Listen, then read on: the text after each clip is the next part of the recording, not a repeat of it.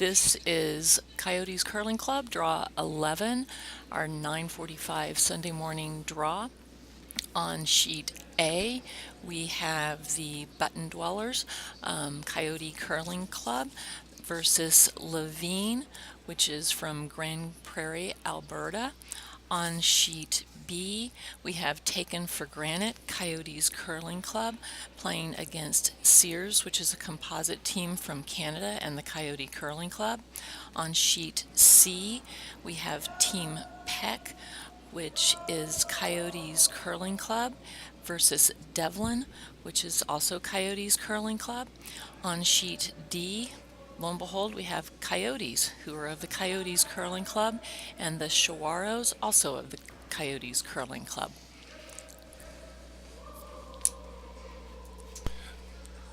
All right, so we're going to be starting looking at the Button Dwellers against Levine in a B bracket game. The Button Dwellers are skipped by Carol Huntress. Also have Corey Brown, Dan Bosler, and Dwayne Herberg. Team Levine Team Real Estate is made up of Tina McDonald, Ted McCreary, Rita McCreary, and Carol Levine. Here early in the end, playing on sheet A. Looks like we're into the second player's stones at this point. And they're just trying to draw around here at this point to the button. Oh, they're going to try to actually tap back a little bit, it looks like.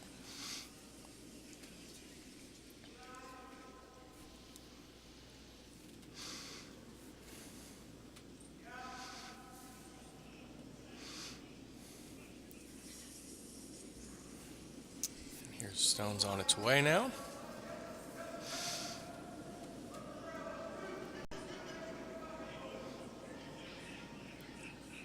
We'll be keeping an eye on all the games. We'll kind of follow an end here and then kind of move along as we go.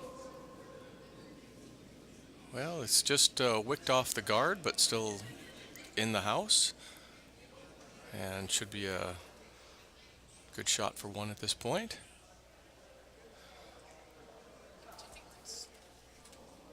Do you think the stone at the top is biting? A little hard to tell, I'd say right now, probably not. Carol's going to try to get a little hit and roll, get behind some cover.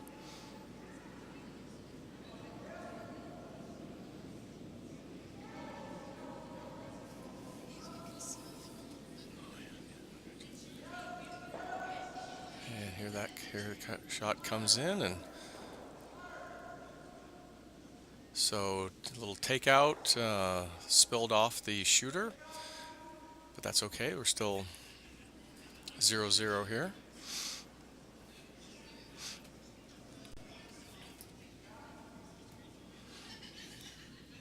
Team Levine was the big winners last night in the raffle. They kept getting selected serially. Took home a number of prizes. Certainly excellent prizes. Oh yeah, well, absolutely. Rounded up by the efforts of Ashley Siggins. Thank you very much, Ashley. And followed by a little trivia, Canada trivia by Ashley Siggins as well. So we all learned a great deal about our neighbors to the north.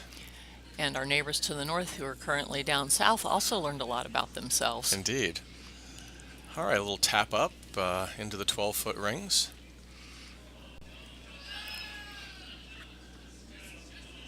And Carol's going to draw in on the other port, along the other side. Using his fist bump technique of calling the handle. I want Carol to keep using the fist bump handle. You like that, okay? I like it a lot. It makes me want to do a fist bump with him. When you're on another sheet, we'll often run over and fist bump him a little bit. All right, shots coming through, sweeping hard, and it's a little bit heavy. So at this point, they have a couple different options. Try to come in and block that side, get something in the house. Both draws are still open. So now pretty much have to decide which one they would like to save for themselves later.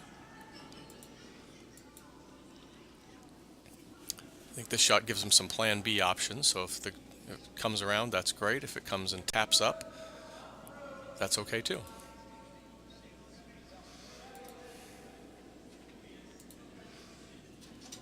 Team Huntress, or the Button Dwellers, has hammer, so they will be shooting the last stone in the end.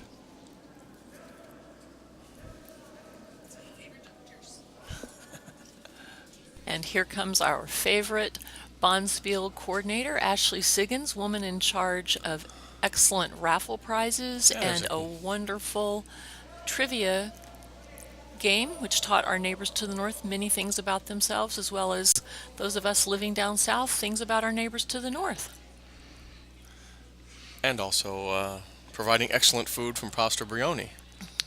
Yes, she provided the chauffeur service for the food, as well as just the setup, and her husband bravely worked away at the restaurant while Ashley came and enjoyed the company of all the curlers and served food.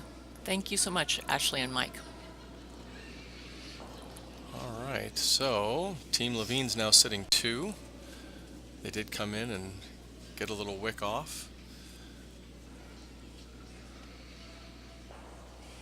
So they're third for the Button Dwellers, which is Dwayne Herberg. He's trying to get a draw, and that's just going to be in the back 12. I would say that's probably second shot. I would agree. At this point. But of course, dear, I always agree with you. Yes, and no one in this room actually believes that, of course.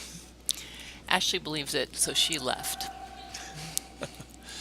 All right, so they're trying a little tap back takeout to start trying to cut the Button Dwellers down to 1. Possibilities. And that one rolls off, but accomplishes the goal. They still have 2 in the house, and trying to force Carol to end up taking 1 with hammer. Should be a victory for Team Levine, essentially, and especially in the first end.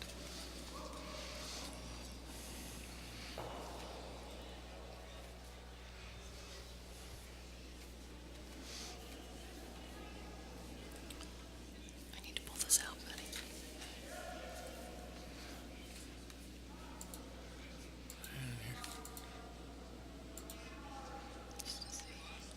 I'm just seeing what they're doing there. And here comes the second shot by Dwayne. Sweeping it hard. Carol's jumping out there as well. Okay, now they got shot rock.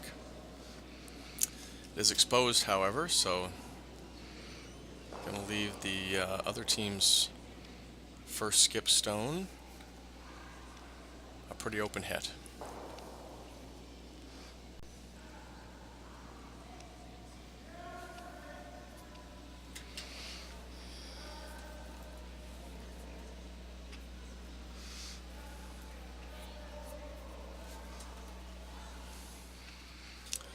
So we're ready to throw first skips rock for Team Levine, throwing the yellow stones.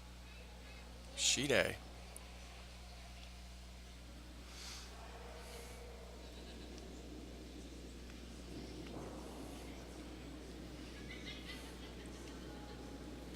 Okay, shot's on its way.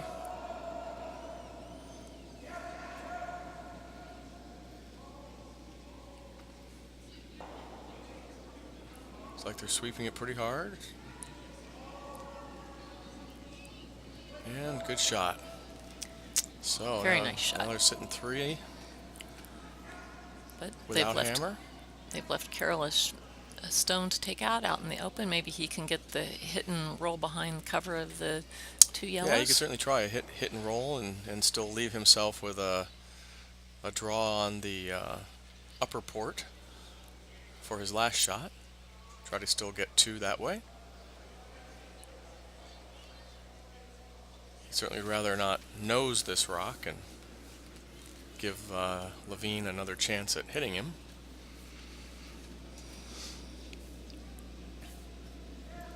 So he still has some ways to get two in the end, which is the goal anytime you have hammer.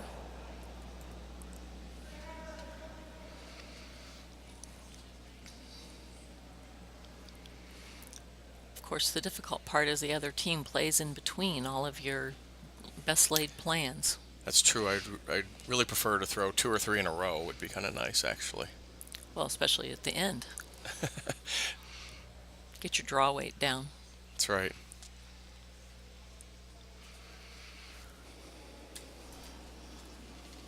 All right. Carol's first skipped rock for the button dwellers. Looks like they're holding up on the sweeping. Hoping that it's going to curl over. And they get the hit, but we're still Looks like yellow's sitting one. at least one, and still has the open hit again. So I'm certain that Levine is going to try to eliminate that red stone. Difficulty for Carol here will be if this is executed on the nose. He won't be able to hit that rock and stay as shot any longer, so, or to even score any points. So he's going to have to probably draw through the other side and try to get the 8 foot and get one.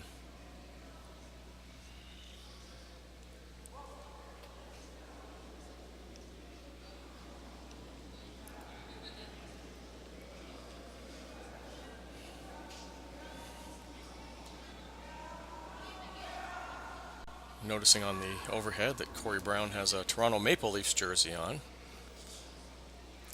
but apparently he's telling me that earlier that the Maple Leafs haven't been doing so well, so he has an older Curtis Joseph jersey celebrating some glory days of the past.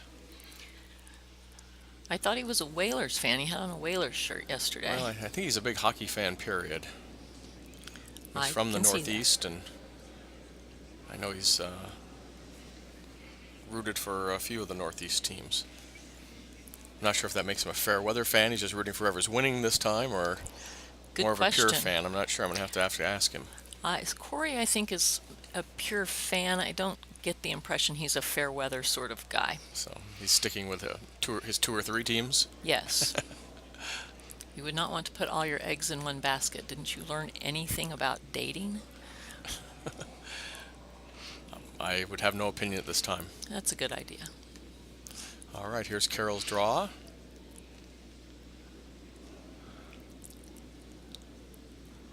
In the mid 12 foot. He just needs to be biting 8 foot would be great.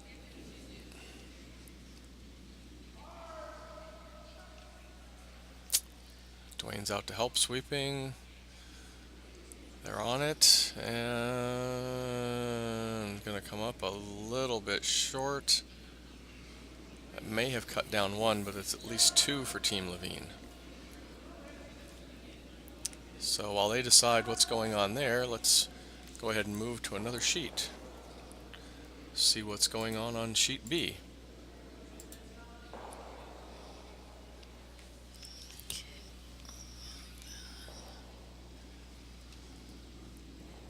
So sheet B should be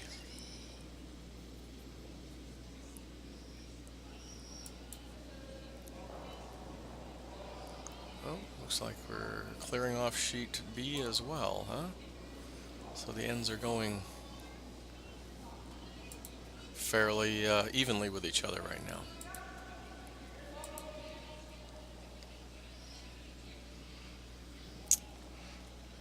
And looks like Wayne's posting one for taken for granted. The team of Skip Daryl Horseman, Vice, our own Newfie, Wayne Fleming, Becky Nolan playing second, and Eric Quall leading. They're playing against Team Sears, which is a composite team made of Robin Sears, Dennis Gauthier, Rebecca Clark, and Adele Gauthier. And there's their first stones off and moving. by Eric, and right into the 12-foot. So the other team, Team Sears, has a couple different options. They could set a corner guard, or in this case, they're going to try to draw around. A lot depending on how aggressive you want to be to score some points in the end, as well as what you think the strengths of your own players are. If you have good draw weight, getting one buried up There we go. behind this red guard, or it's in the 12-foot, would be great.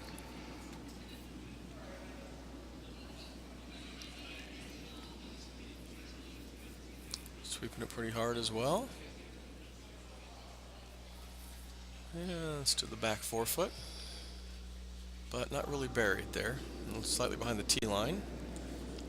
Looks like Daryl's going to try to freeze to that. Without hammer, he's trying to, again, force them to take one if he can. A good way to do that would be to freeze here and put them on the run a little bit early in the game.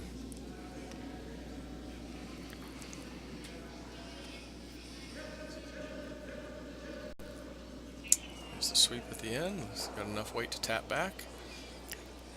Okay, there we go. Good shot. Nice shot by Taken for Granted.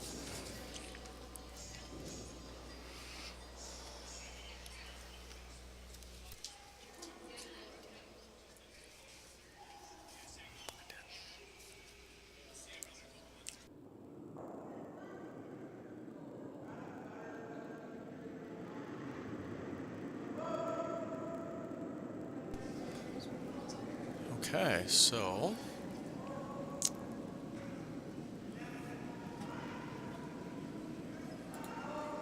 comes our second stone for Team Sears.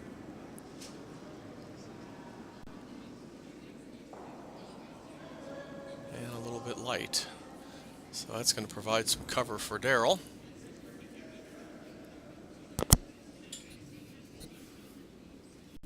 And he's going to try to draw into the front of the house, providing him some extra cover.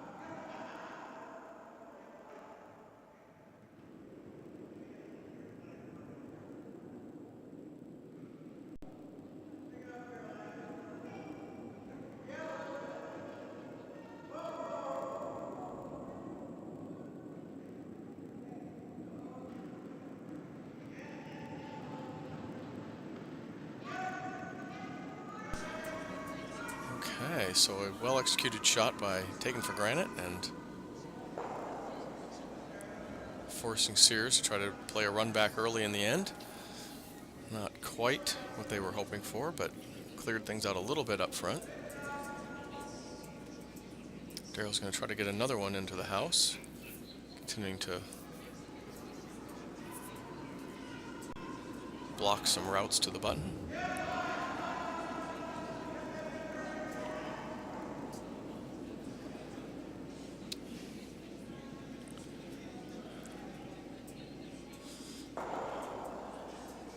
His second today is the lovely Becky Nolan, one of our local Coyotes team's mixed team skips, who we had a fun time in Portland with last weekend. Results maybe weren't quite what we were hoping for, but we had a great time. Played some good competitive games and learned a lot.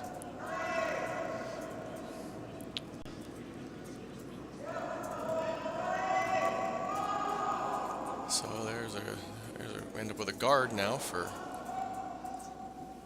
Taken for Granted, and going to start forcing Sears to try to peel some of these off.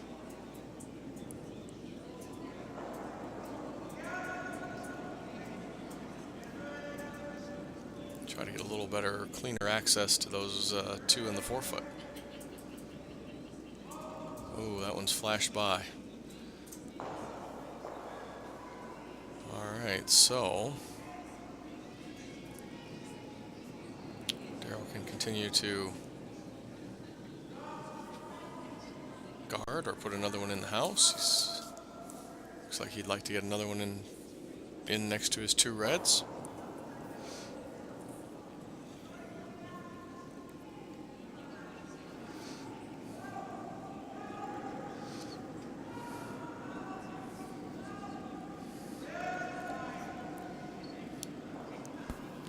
Stone from Wayne Fleming.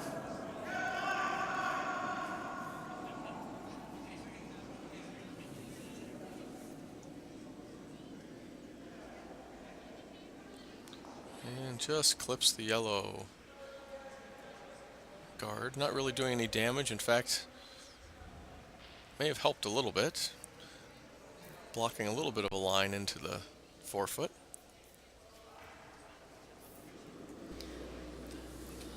Which looks like Team Sears will remove their own rock or try to promote it back.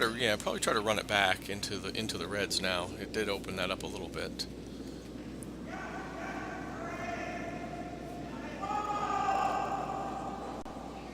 Just would have to hit on the right side of the stone slightly. And there they go, well executed. And kept their shooter on the edge of the 12-foot as well. Although it looks like taken for granted is still shot. Agreed. So now Daryl's going to, looks like he's going to try to open things up a bit as well.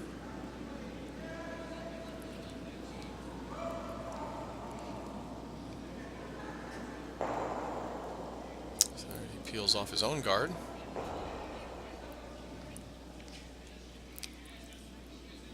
Would it have been maybe helpful to try to run his guard straight back into the yellow?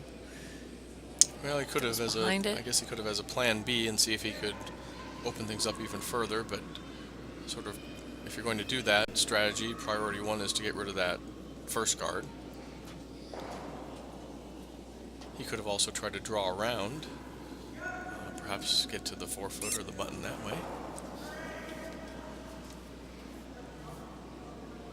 But as we all knowingly or lovingly know, that Daryl hasn't seen a takeout he doesn't like in a long time. Daryl has never seen a takeout he didn't like. That is exactly right. Daryl's appetite for takeouts is insatiable, I believe. I think that's true. So Team Sears is looking to get rid of the last guard as well, open themselves up.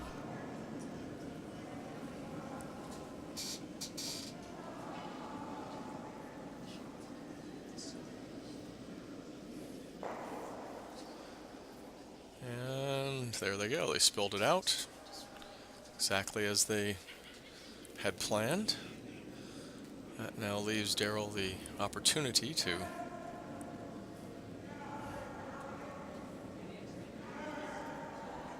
take some open shots at hit that the yellow stone. That's certainly what he was hoping for. Whether that remains to be a good scoring strategy will be yet to be determined.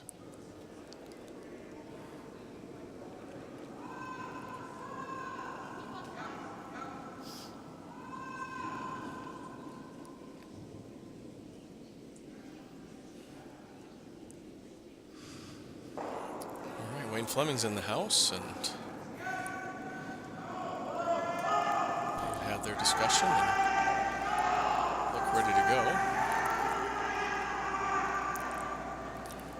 Wayne and Daryl, we should point out, are two of our Canadian members, providing us with color and humor from our neighbors to the north. Wayne, for whatever reason, being from Newfoundland, seems to catch harassment from all club members, and he's just a very nice, quiet young man. But still, people really give him a hard time. They say they can't understand him talking. They talk about newfies.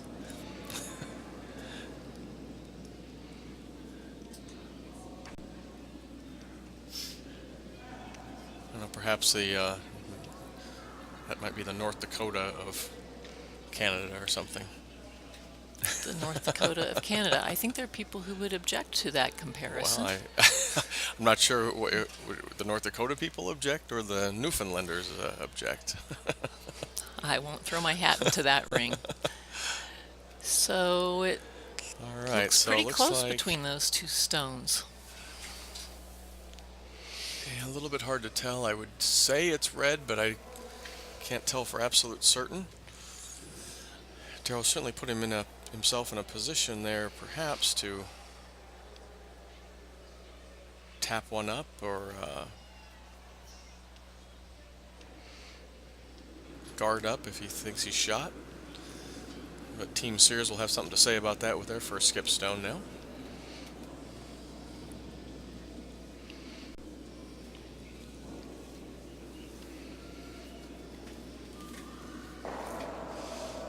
We'll get some updated scores as soon as we can find those on our website as well.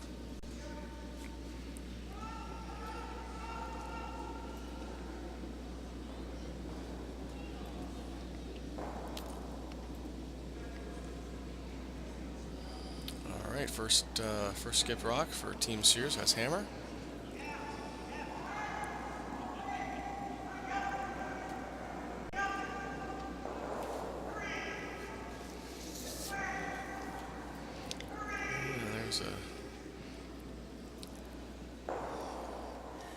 Now it looks like Bump back yellow and is definitely shot. Yellow's 1, 3, 4, looks like to me. Red is second.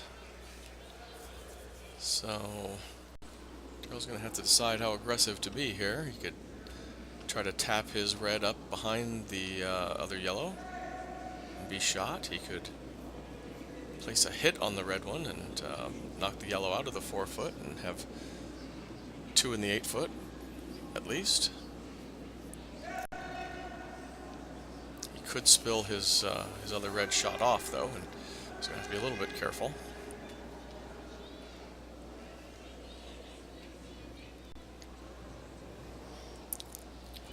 Certainly he's got the ability to make the good solid hits.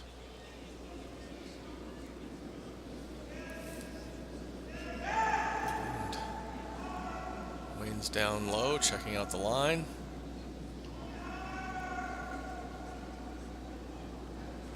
Sweeping along.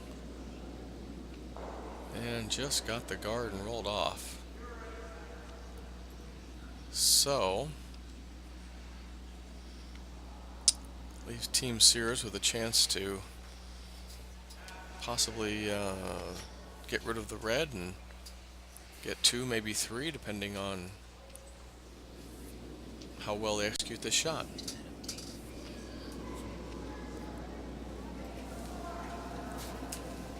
So it looks like we're getting some score updates here.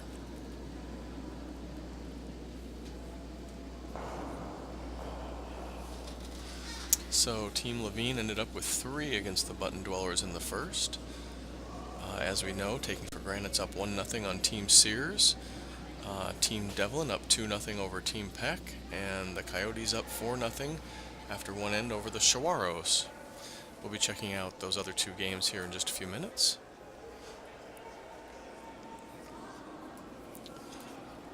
Still going to watch Skip Stone of Team Sears.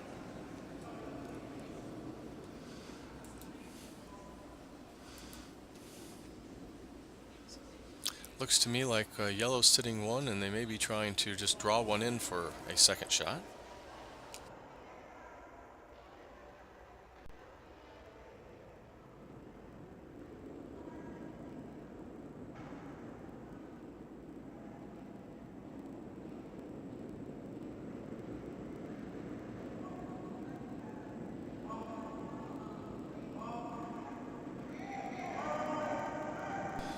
Okay, here comes the shot. They're sweeping it hard. Looks to be a little bit short. And just not quite enough. So looks like one for Team Sears, which will even this game up 1-1. And let's go to sheet C. Let's see what's going on there with Dave Peck against Paul Devlin's team.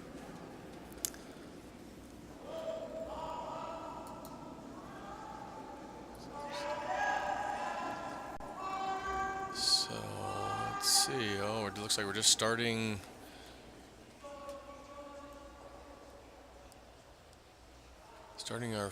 Having our second skip stones here. Looks like Dave Peck's in the house. Team Peck is Dave Peck, Don Karn, vice skip, Joan Philpott playing second, Chad Conley, one of our new curlers here at the club. He's leading.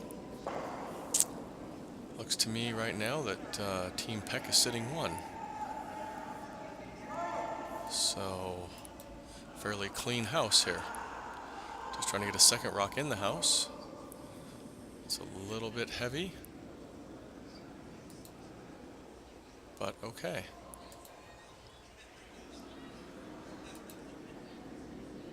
Yeah, there's two for Team Peck. So, Team Peck 2 and Paul Devlin 2. And the Devlin rink is skipped by Paul Devlin, vice skip Marnie Devlin, second is Don Peterson, and lead is our very own Carol Ann Naso. All right, we'll stay with sheet C for sheet C for a few minutes. Let's watch some of this action. It's a good close game, 2-2. Dave Peck, I think, curls out of Colorado, but is here in the winter and comes out with us frequently. Actually looks like Joan Philpott may be actually leading today, so there's her first rock.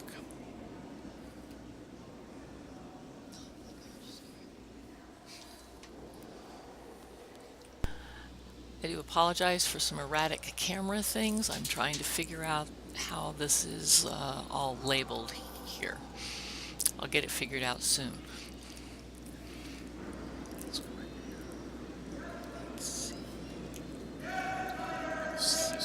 C2, there's C2 action side, maybe.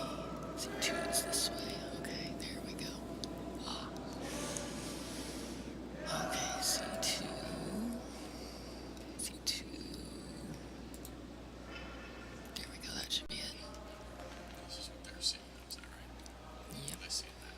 They, oh, that is that. Okay, so they're seeing this whole setup, right? All right, so we're seeing 2-2 through two ends. Now an end 3.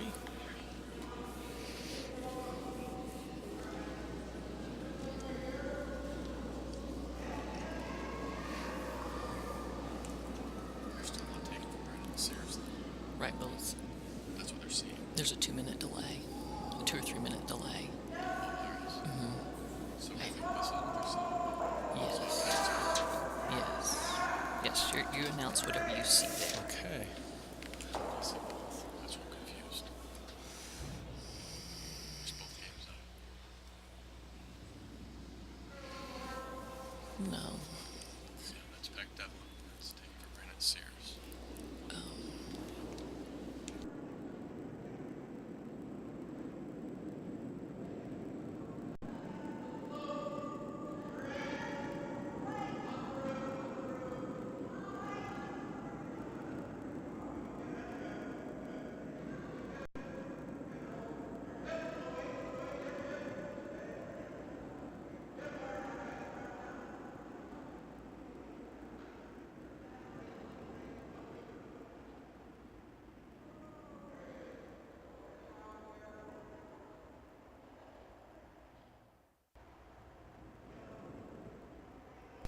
Okay. So back with Peck Devlin game.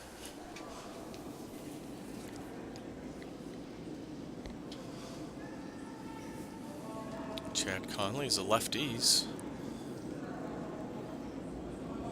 A new curler for our club. He's just been curling for the last few months and has improved leaps and bounds. Comes out and plays, practices.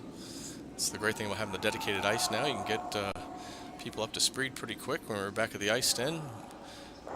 Playing once a week on Saturday nights. Kind of hard to improve, but we're getting better and better all the time as a club now that we have our own ice.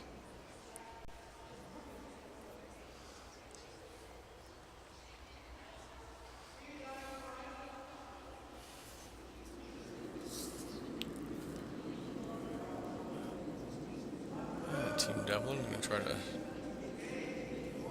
draw through the port from the first couple of guards.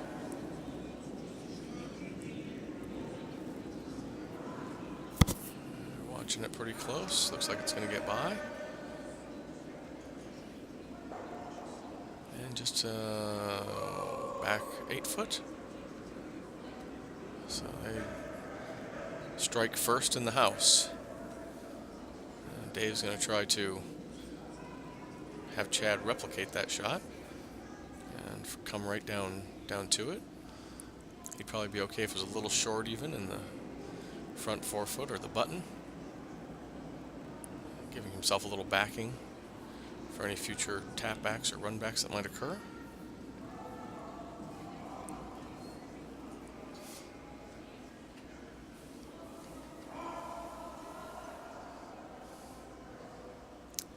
This looks pretty good, but just not quite curling, but still, probably still shot rock. And Devlin's going to go ahead and draw down to that one as well.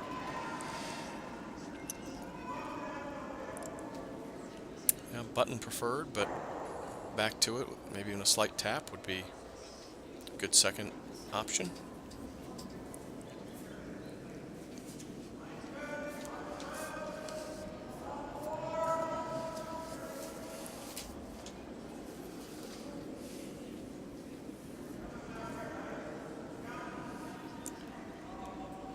The weight looks a little heavy. And just a little wick. That actually works. Not exactly what they were calling for, but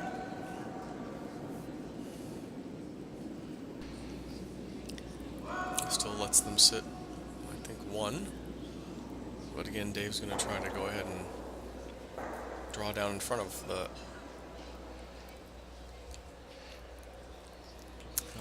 wall that's being put up in that back rings.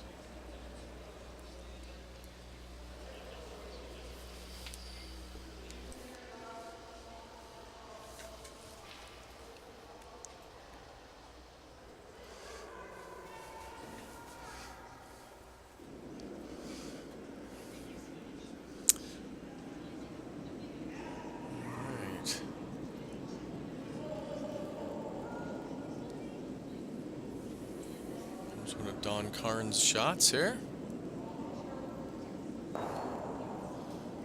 Nice open port to draw into.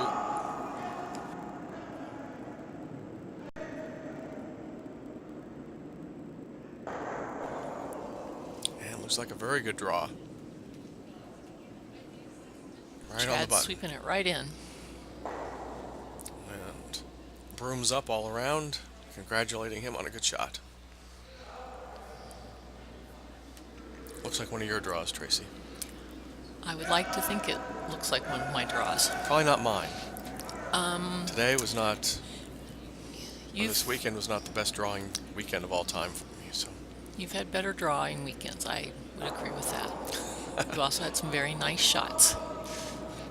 All right, here comes this. Probably a little bump back takeout.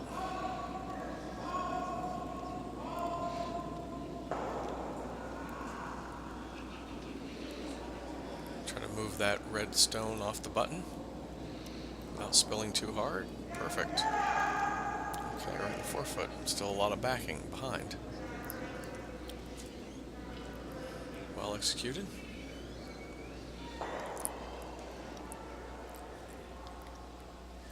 Really seen a lot of good curling this weekend. It's been fun to watch. A lot of our there's out of town teams and a number of people who are visiting here for the winter with a lot of excellent curling experience, and just fun to see how they approach the game, how they play the game, and learn a lot by just watching and asking questions and playing against other people who aren't your normal club members. It's been a very good time. Boy, that was a great little shot there. A nice little roll. Really nice shot. Yeah, now they're sitting 2, maybe 3. Looks like they're Got some cover. a little behind cover, yeah. So I like that. I like that shot a lot. Of course, it's real easy to say from here. Much more anxiety-provoking when you're actually on the ice. I'm going to try to draw into this red shot on the button and see if they can still work their way to maybe a score of 2 here with the hammer before we get to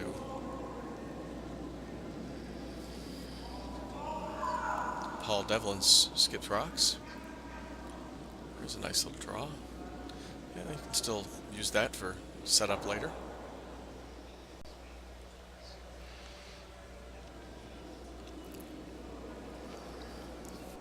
I think Dave's going to have to decide how aggressive he wants to be, but I think a guard would be the right call here. He's sitting 1. He's got some backing behind him. He just doesn't want to give up 2. He'd love to steal 1. That would be great, but I think a guard pretty well takes most of the options for Team Devlin to get 2 out of the equation.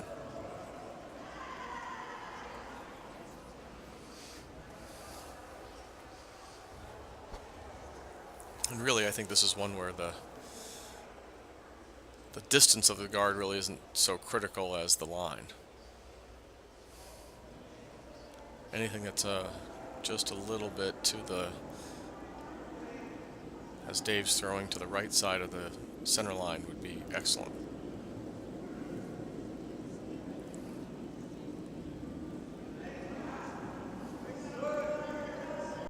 Sort of bisect that port that's there, and looks good.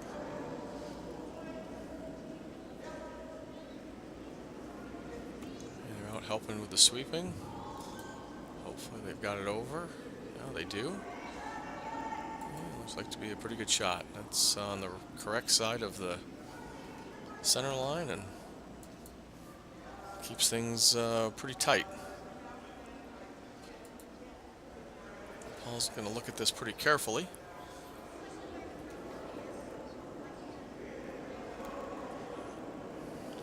May try to run this into the pile. See what he can do. Kind of across the board, though. At least he's, if I'm Team Peck, I'd certainly rather they be running that red guard back as opposed to running one of their own into the house and getting multiple points.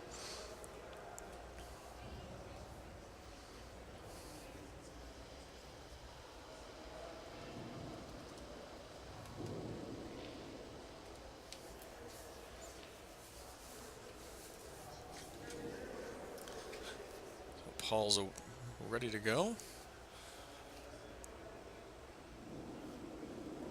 Using his corn broom as a delivery aid.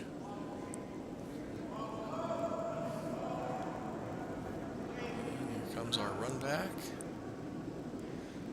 Looks like they're holding off on any sweeping. Waiting for it to come over a bit. And just spills off. So I think Dave's going to want to replace that guard again if he can.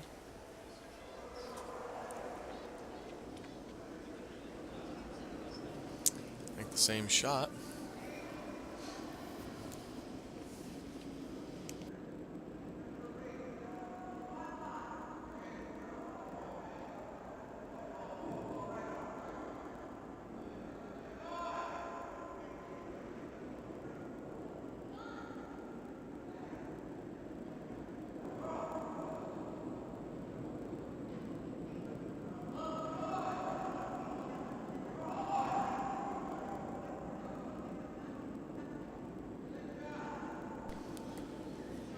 Okay, so looking for a guard from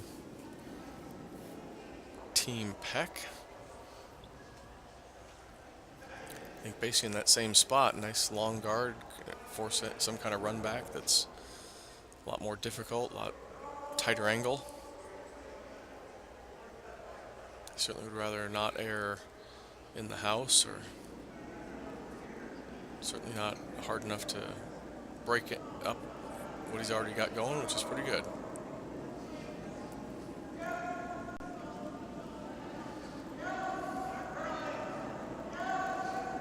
They're watching it. Chad says it's a little bit heavy. A little too, well. So that one came in a little too hot and tapped the yellow. I think he's still shot.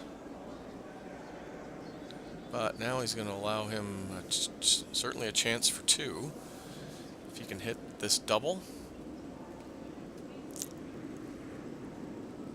And not disturb his other yellow stone, then we've brought two back in play for Team Devlin.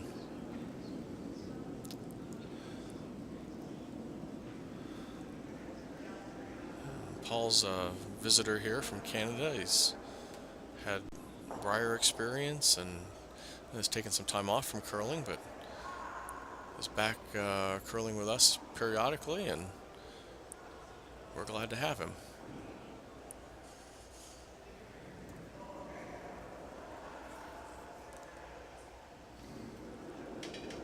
So here comes his second shot. Certainly no wasted time there.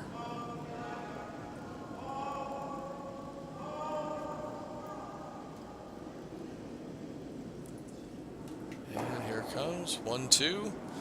Great shot. So 2 for yellow.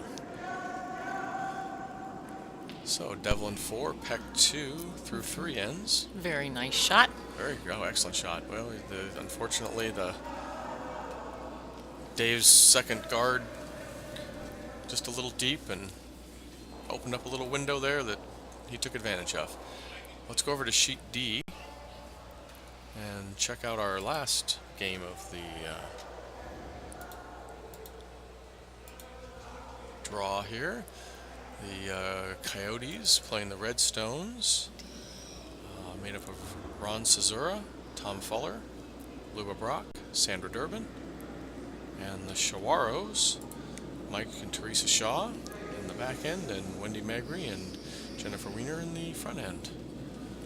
Also a couple of our newer curlers on the Shawaros, so they're having a lot of fun.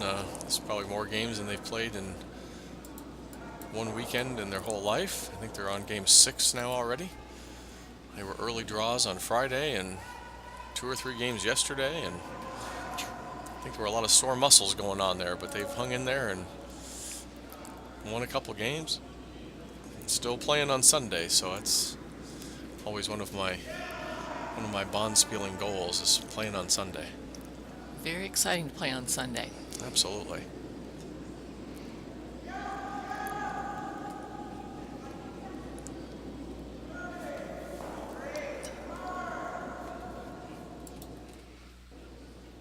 So, looks like they're trying to move those yellow ones around. There's a good shot. And spills over to the right side, but still in play. I'd say looks like red's sitting 1. And Mike's going to try to hit into this yellow shot, which will pop that red one out, and then keep his first yellow.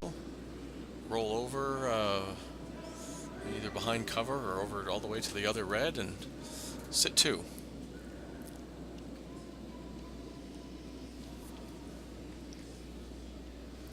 So Teresa's throwing this shot, Teresa Shaw, and just not quite over, but still good enough for 2. Good enough for 2 is always good enough. Absolutely. At this exact moment, anyway. Yeah, let's see what happens here. So they're taking a pretty close look, trying to figure out what the best way would be to either cut The Schwarro's down. Get rid of both rocks. Hit and roll. It's got a few different options here.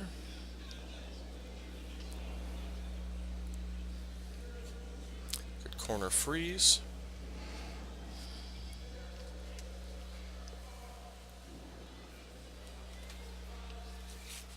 There's a few different options here. Looks like with that broom, not sure which way he's coming in though, so we'll have to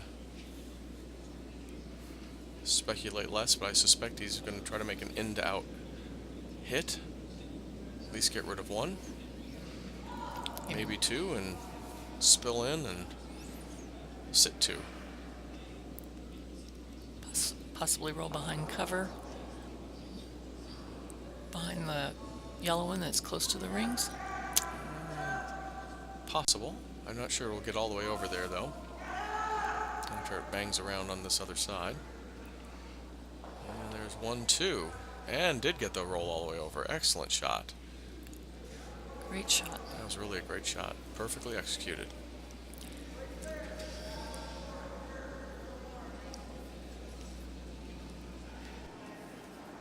So now with Mike's first skip stone.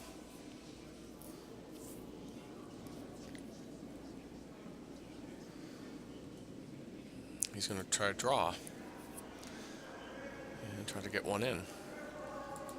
So he's got to be full 8 foot to a little past mid 8 foot. He can get all the way to the button or even 4 foot and get a little bit buried. That would be preferable.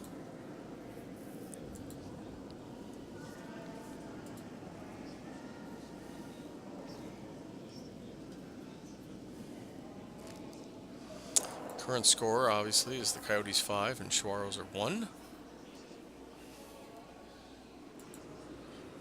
Mike would really like to get 2 here, at least get back in the game a bit. It's still pretty early.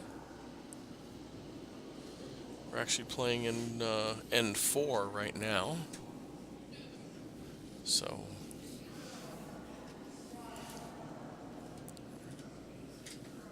we're through 3. And his draw just a little bit too heavy. And all the way out with some sweeping. So Coyotes are going to try to block that same port that Mike just came through.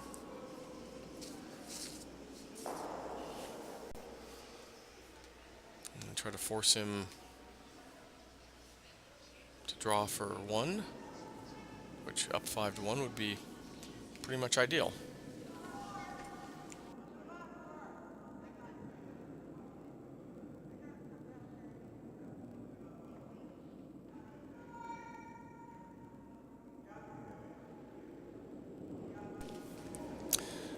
All right, here comes the last skip stone for the Coyotes.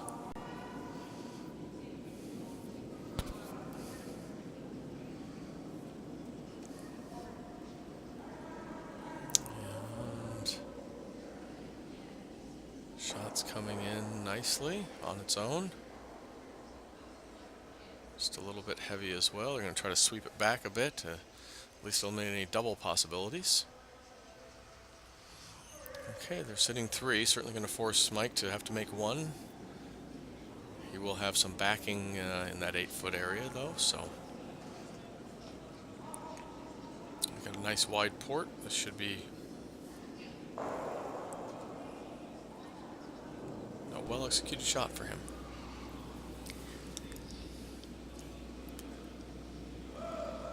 Right in Mike's wheelhouse. Yeah, this is really good. Yeah, this will be a good shot for him. He has good touch, good weight.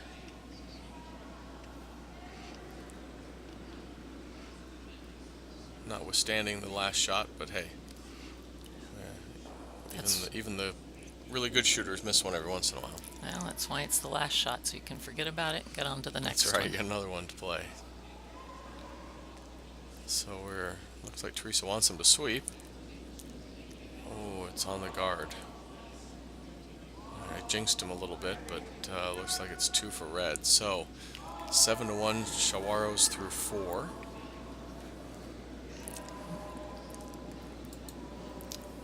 And we'll start taking a look at some other sheets here.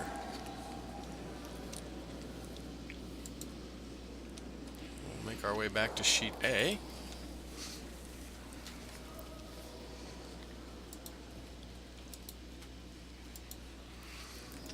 Which end are they? Which is Buttons. turn to the A scoreboard. Oh, the A scoreboard. Okay. A, so it's going to be A2. A scoreboard now. 2 down. 3 down, 4 down. 2 down. A scoreboard. Let's see. Go. I can't make it go.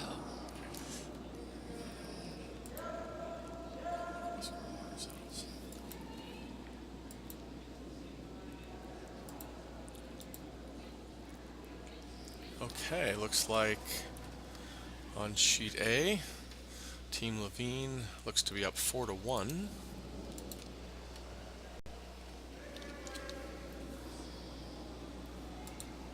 Yeah, looks like we're going to the fourth. We're in the fourth end now. Through 3 ends complete.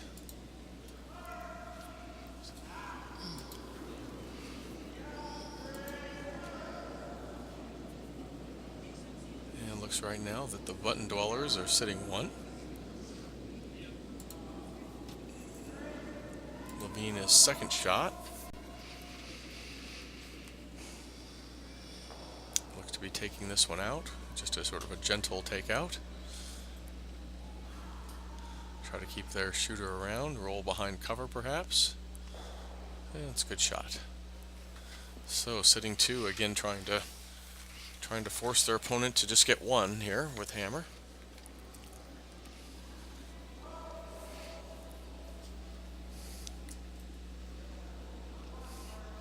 Although actually it looks to me like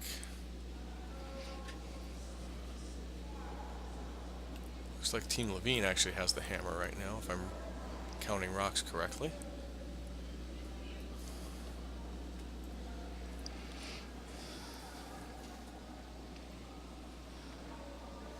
So we're on Vice stones right now.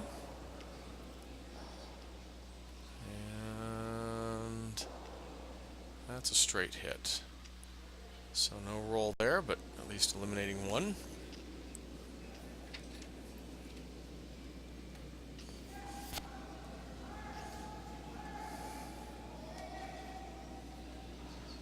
Some of our other scores here looks like Taken for Granite's up 4-1 through 3 ends. Devlin 4-2 through 3 ends. And Coyote's up 5-1 through 3 ends over the Shawaros. They're up 7-1. Because we just watched that. Oh yeah, we just watched that one. It was up 7-1, you're right.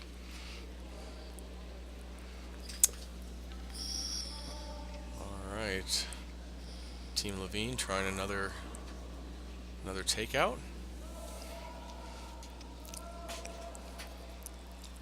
And executed well again. They're just keeping themselves to 2. On to the last Vice skip stones now for Team Red. And we have another one from Team Yellow. Team Levine.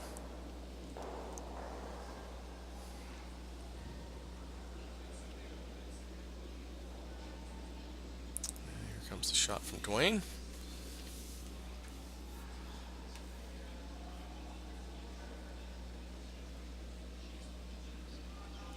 Looks like they're sweeping it pretty hard. And there's finally they got the roll. But a little too much.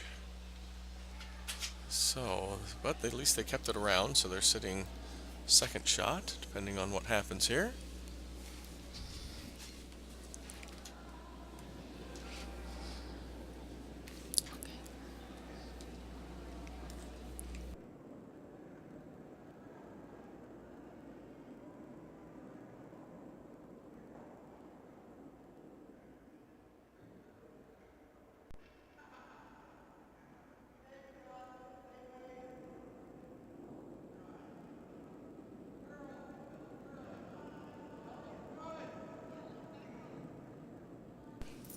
All right, so looks like perhaps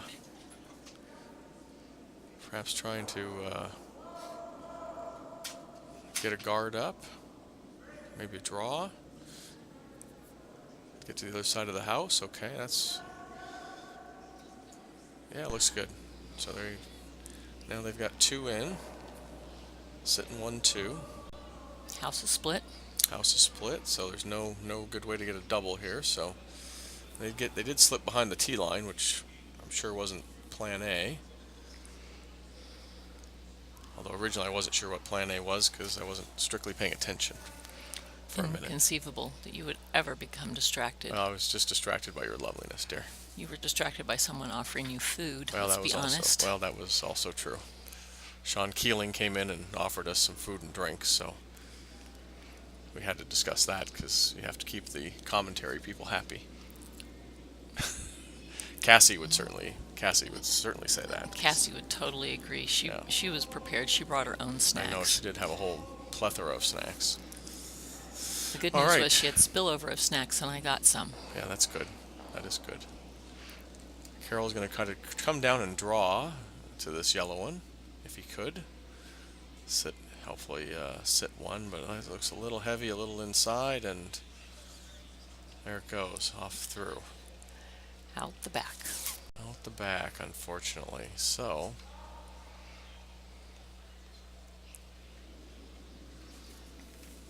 I'm going to talk about what kind of shot to make here. I'm sure they're going to want to get a third one in and force Carroll's hand here.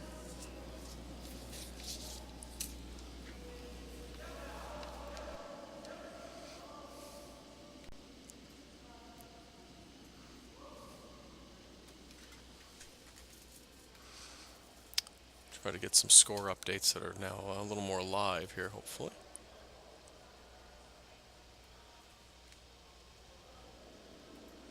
Yeah, nothing. I don't think anything new to report based on the scoreboard that we see.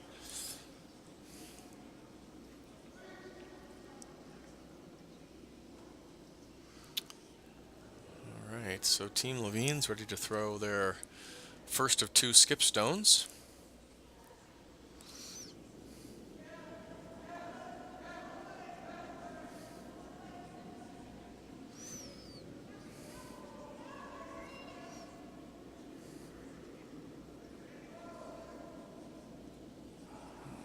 Coming out to maybe help with the sweeping a little bit. Might be a little light. And that should get in the rings. Guarding up the shot rock and become shot rock itself. So it's a good shot.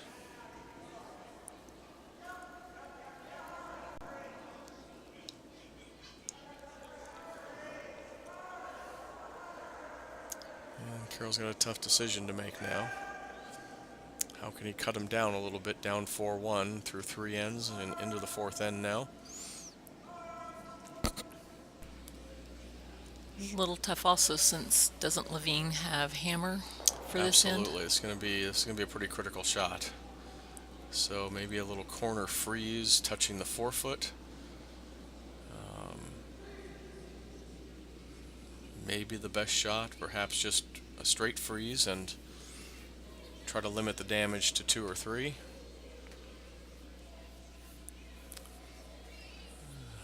Options aren't ideal right now.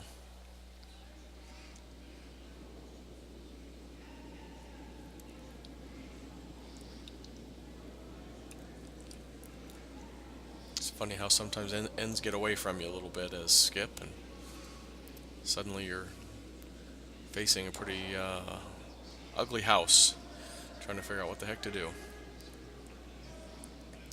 Sweeping it hard. Looks like the line's pretty good if they can get it up there. And that's an excellent shot. Very nice shot. Nice corner freeze. Not sure if it's shot or not, but at the very least they force Team Levine to make a good shot. And at the very least, if they hit the red, and try to get it to spill out, they're going to lose at least one of their yellows. So the effect of that was pretty well as Carol wanted and about the best he could do under the situation. Excellent shot. Very nice. So I'm not taking a lot of broom here with this line, so I'm sure that Tina McDonald, the skip of Team Levine Real Estate, is going to be throwing some pretty good heat at this. Not sure if it'll be Daryl Horsman heat, but it will be heat nonetheless. Daryl Horsman heat might melt the ice, mainly because it's done Knock the pebble over right and off. over. Exactly. Pebble has evaporated. Exactly. A little vapor trail. Actually, what do you call it when it Here goes we right go, from solid and to gas? there they go. Lost ended up losing probably 2, so looks like 2 for Team Levine. But everything considered, that was probably about as good an option as Carol had at the time. So 6-1 Levine over the Button Dwellers. Let's switch back to sheet B. How about if we take a look at the scores on the scoreboard end first? That sounds good. Let's see where we're at. You're always thinking.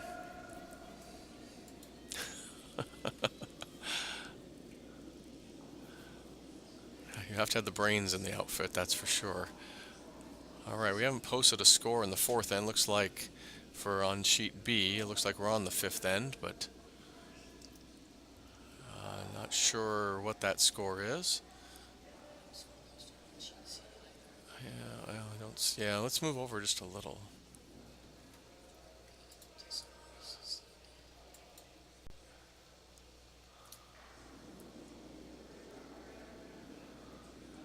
Yeah, so it looks like the Coyotes are up 7-1 as we had left them through 4 ends.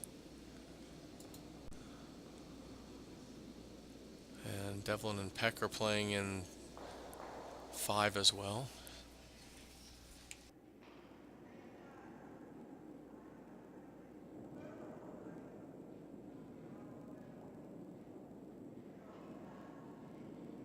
So actually it looks like on sheet B that the 4th end was blanked. So we're playing in the 5th, so let's go to sheet B for a little while.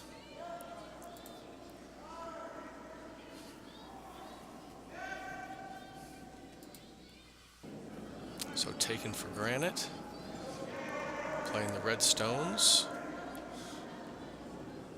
taking their shot right now, and spilling the other one off the back, but sitting 1. So that's good. And we're in the 5th end here through 4.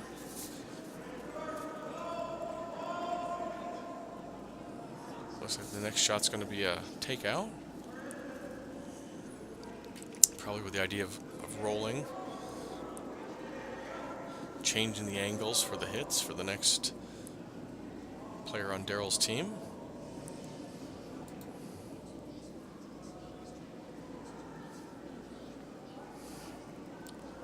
And there's the little takeout and just a little roll, not much. But again, forcing Daryl to go ahead and try to get rid of it.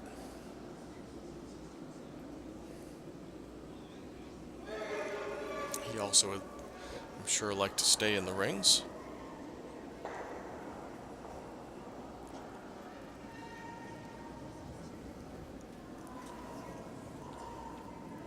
Wayne wearing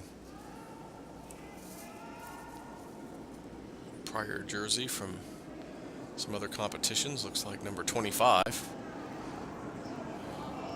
but number 1 in your heart. So Indeed, he's our #1 newfie. that's right.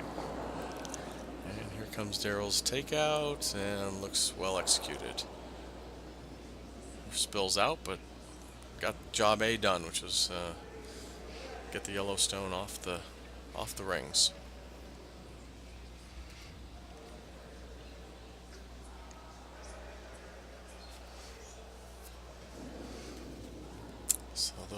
Team Sears will be certainly looking to put another one in the house with their first skip rocks.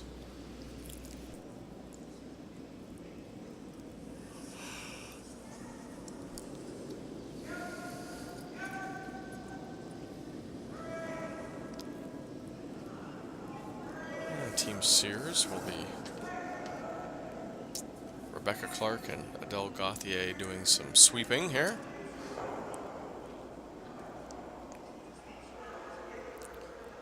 Dennis Gauthier in the house, holding the broom.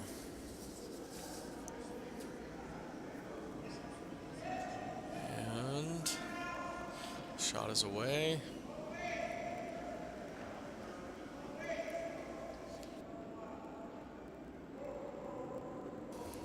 Doing some sweeping, but now off of it again.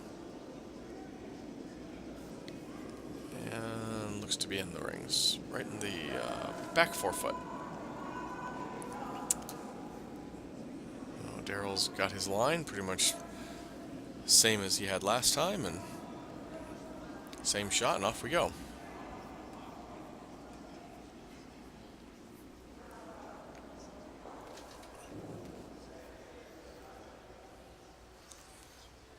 Again, he'd certainly like to, if he could stay in the rings, that would be helpful to try to make Sears make even a little bit better shot. Otherwise, I suspect Sears would probably blank the end if Daryl spills out here.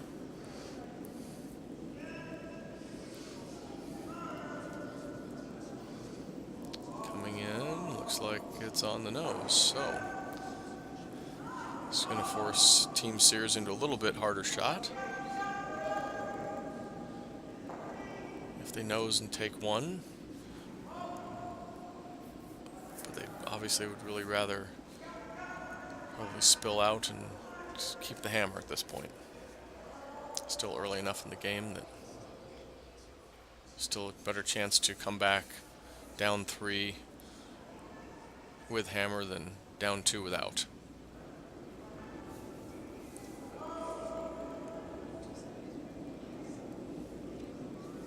Shots away.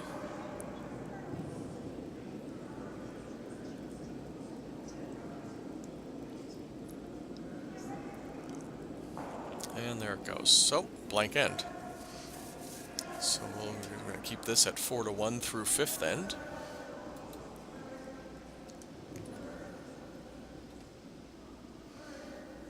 And let's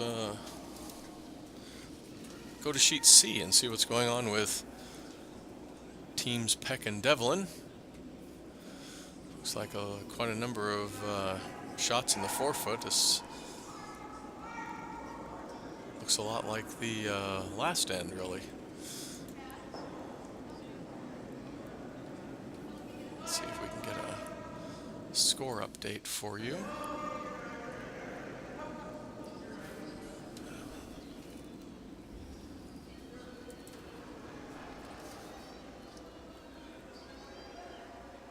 Still actually not sure what the score is there. So we're certainly not in the 4th end any longer. So it was 4-1 Devlin. Not sure if that's still the case. Or 4-2, excuse me, Devlin. It looks to me like Team Peck must have scored last end, as they have hammer now. This is going to be Paul's first shot. Team Peck has a couple in the forefoot, but just behind the tee line. Taking very little ice, looking for a hit. Try to start spilling some of those red ones out. If you can do that, he's got a lot of other rocks in play. Certainly a big end possible, even without hammer there.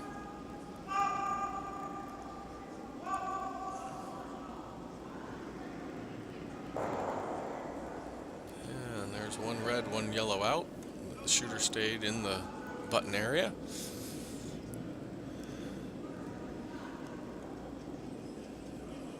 So Dave's looking to draw in again. See if he can get that second shot into the 4-foot area.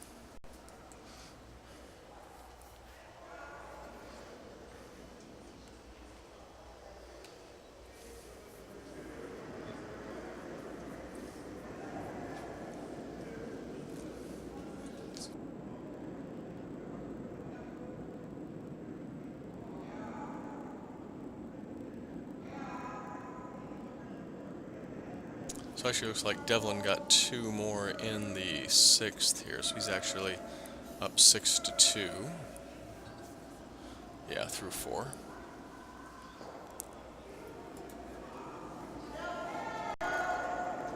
Peck with hammer here.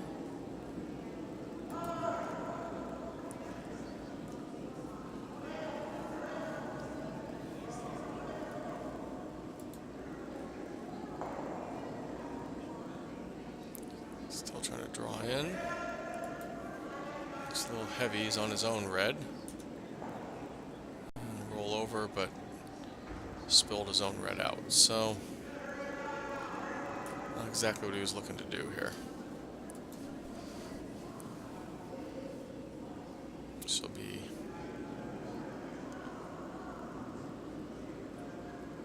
the last skip stone for Paul. Looks to be drawing in.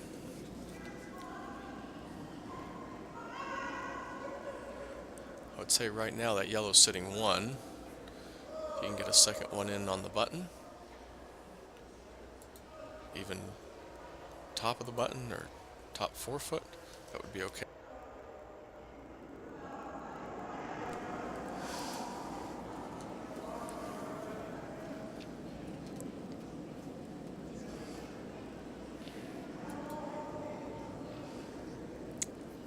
That way, he's pretty well kept Dave Peck to really looking just to get 1 here. And he could make that even very difficult.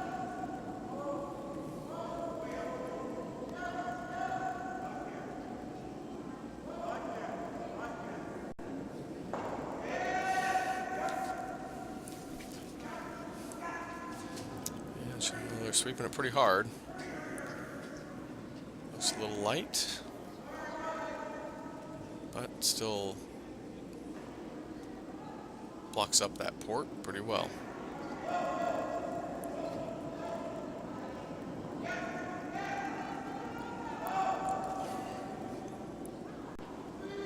So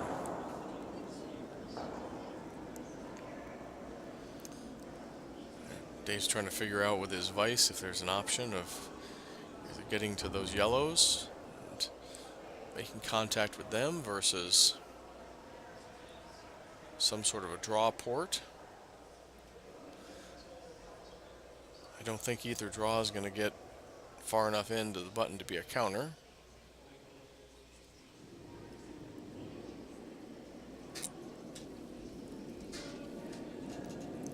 So probably almost certainly going to have to play a little bit of an upweight shot. Tap off the yellow and hopefully for him hit and stick in that general area, or just roll slightly off and get 1 or 2 points.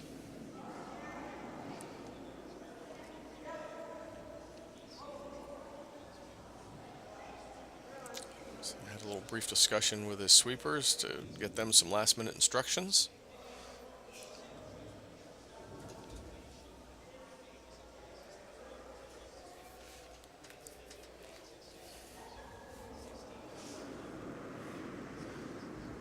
Getting everything just lined up just so. Oh, rethink, reload.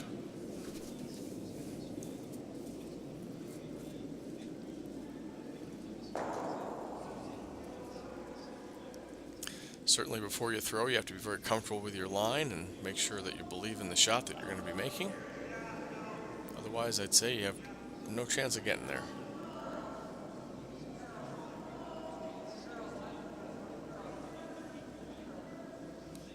And shots coming in, no sweeping, and unfortunately in on the guard. So, looks like one more for Paul Devlin, probably up 7-2 there through 5. And why don't we go back to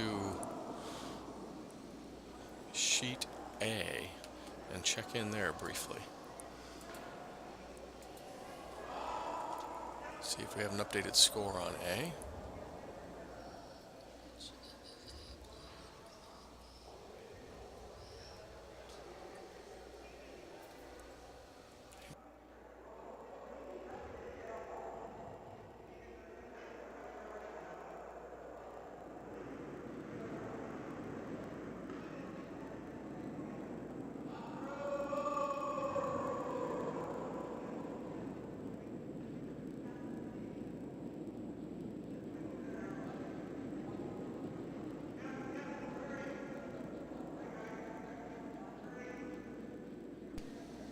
Okay, looks like Team Levine's up 6-1 on the button pushers.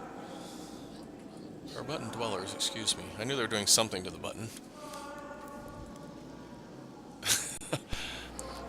Button pushers is, I think, a whole different job than button dwellers. I would have, again, no opinion on that at this time. I always think of bottom dwellers, not button dwellers. Well, Catfish. they would like to dwell on the button right here and get one. Very true. The Team Huntress's shot here. Carol's shot just a little deep and didn't hang on. So still looking like one yellow there. Now we're on the last 2 of the skip stones. Team Levine coming up next.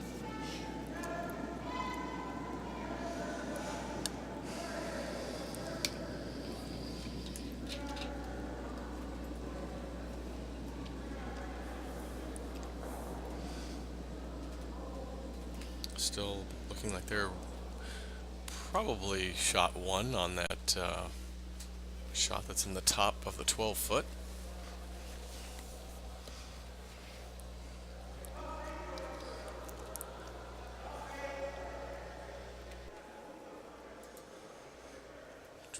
Hopefully for them, drawing in, closing up that port a bit for Carol. If they sat second shot, that would be great too, but certainly don't want to go in deep and give them a target.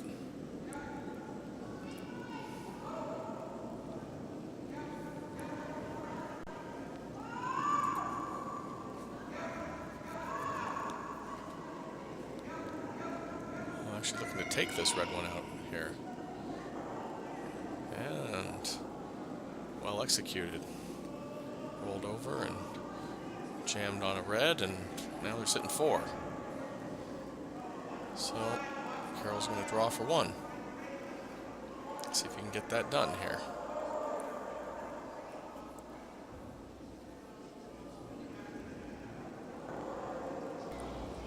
It's my understanding that the skip for Levine team, Tina McDonald, curled a lot and as a younger woman, and then her first time curling in the last 10 years was this past Monday when she came out to practice. Looks like she's got a lot of great skills still dwelling in her muscle memory. That's I think you're right. She's been playing very well. I suppose it's like riding a bike and you get right back on and start doing it again. I think I'd feel more wobbly if I hadn't curled for 10 years. Whoops. Looking to draw in. Oh, they got off sweeping just a little bit early, I think. So that looks like 1 yellow. And we're 7-1 Levine, I believe.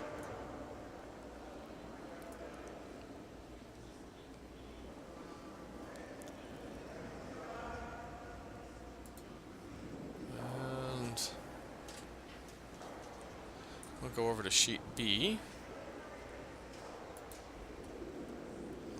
Let's see what's happening with Taken for Granted against Sears. Looked like there were a couple of blank ends there when we last viewed them. There was a great double takeout there by Team Sears, so they're sitting one. Skip stones. Looks like Darrell will be throwing his second rock here. And as expected, looking to make a run back double, leaving himself sitting one. And again, either forcing the blank end or forcing a draw for one from Team Sears.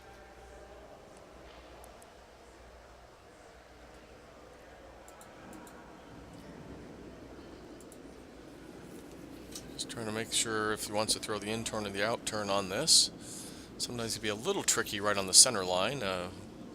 Sometimes you get a little fall off the center line a bit occasionally, or perhaps hang on one side of the center line a little longer than you'd like. So this should be pretty well thought of carefully. And here comes the shot.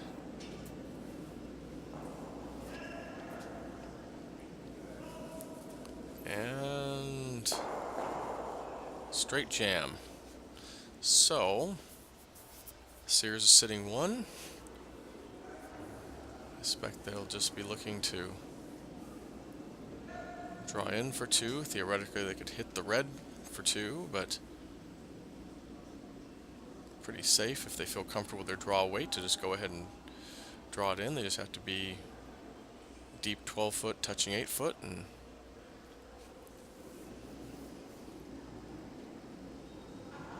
tighten this game up a bit. And this was really their strategy for blanking the ends before, when that was a possibility, so they could finally get multiple points with hammer and put themselves in position to do that.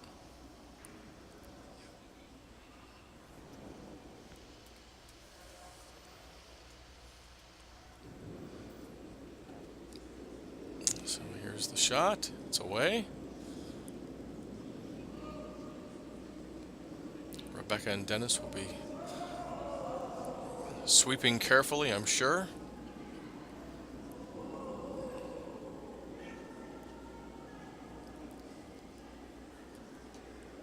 And just using their own as a little wicking, and perfect. Great 2 points. So should be now taking for granted 4, Sears 3. I think we'll probably stay with this game at this point. The others are all a little more out of hand.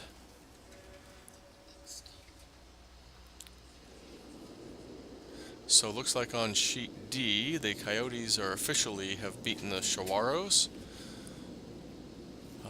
It actually is the Shawaros, not the Sawaros. I didn't have a lisp. It was just named after team captain Mike Shaw and Teresa Shaw, vice skip. Coyotes 9, Shawaros 2, so congratulations to them. And we'll stick with B, as that's our pretty close competitive match. So 4-3 right now through 6. We're now in end 7.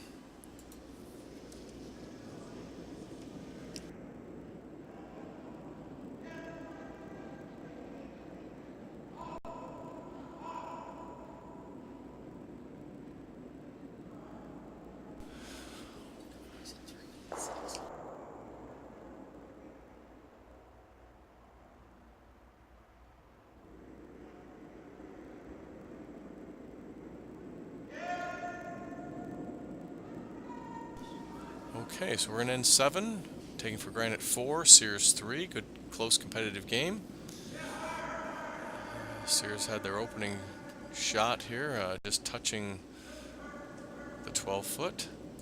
And a little tap back from Eric's first shot for taken for granted, and they're going to try to guard that up now.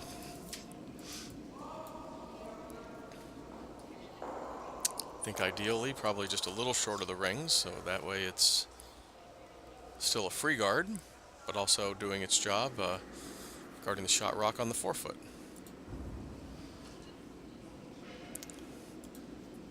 And Rebecca's shot's on the way.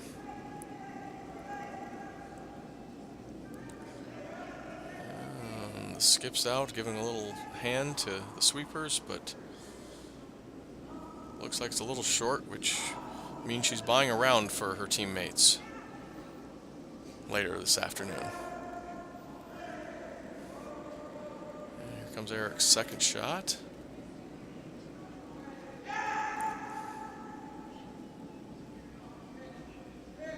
Team Red, they're taking for granted, has the hammer now. The draw's coming in. Sweeping it pretty hard here. Just getting to the outside of the rings. It can be a touch into the 12-foot, so still shot rock for Team Sears.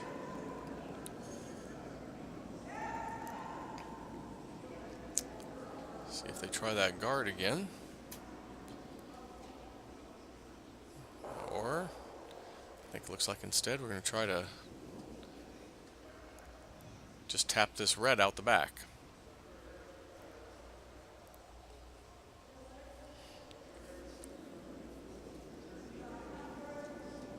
Shots away.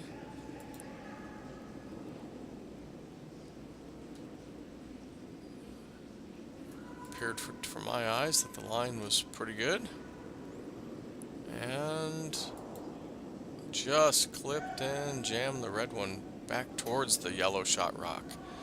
Very close now. Can't really say whose shot anymore.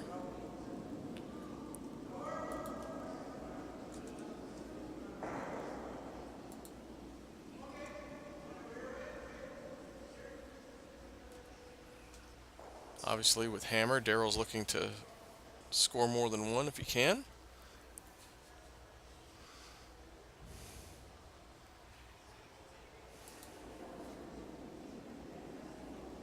Here's Becky's stone.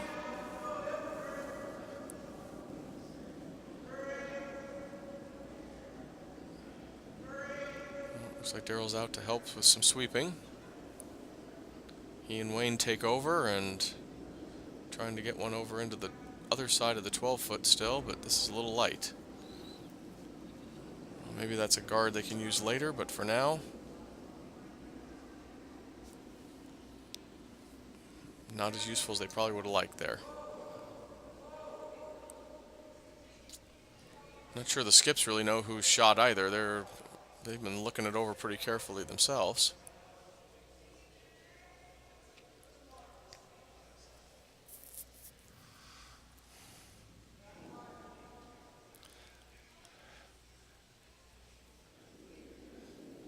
In case you're watching us, listening to us for the first time this weekend, this is the Canada Week Bond Spiel, sponsored by KeatsConnelly. We certainly appreciate their sponsorship. And there's the hit. Red stays, yellow stays. Yellow's probably shot now.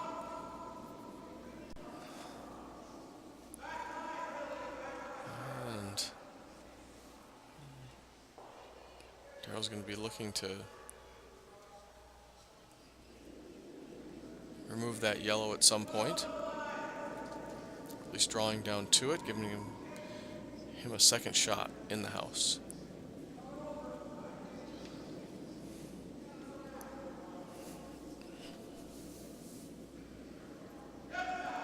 Seems to be coming down nicely. They're on it sweeping now after it's gotten to its break point, and a nice little tap. So Red's 1-2. Pretty open front of the house, so Sears is going to have a lot of options. Looks like he's going to try a corner freeze.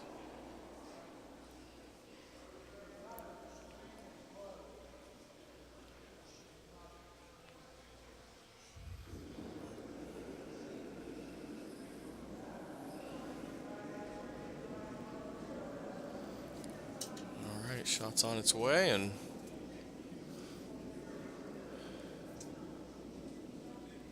checking out the line. It's coming nicely. And maybe slightly heavy. Oh, and just wicks off. So, just only to the back rings, but still leaving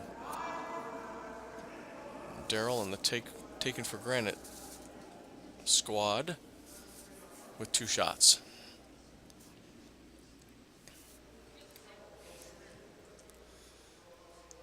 I suspect he'll probably try to guard this up a bit now.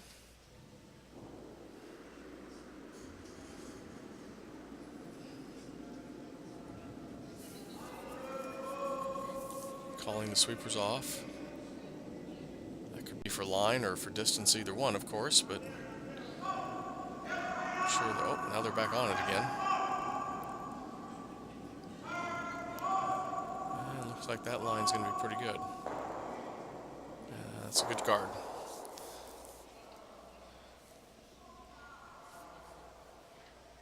Now Sears is going to try to break in there or draw in to get behind some cover.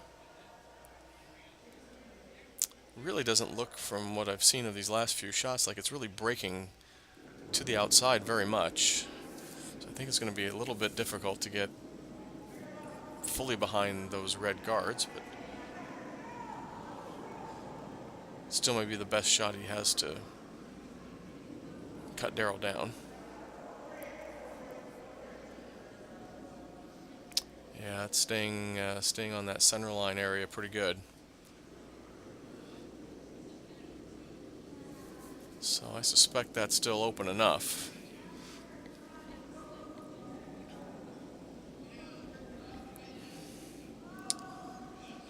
And especially with Wayne throwing, his Mr. Fleming's quite the sniper for us here at the club, and I'm generally fairly glad that I'm playing with him most of the time, not against him.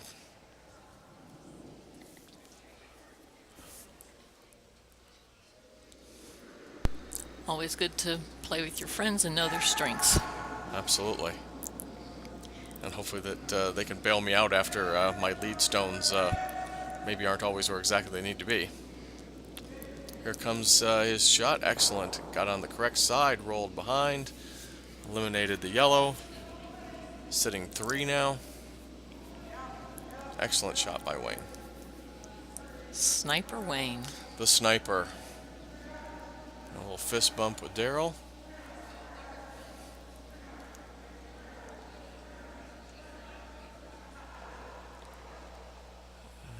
Looks like we're going to try another draw here.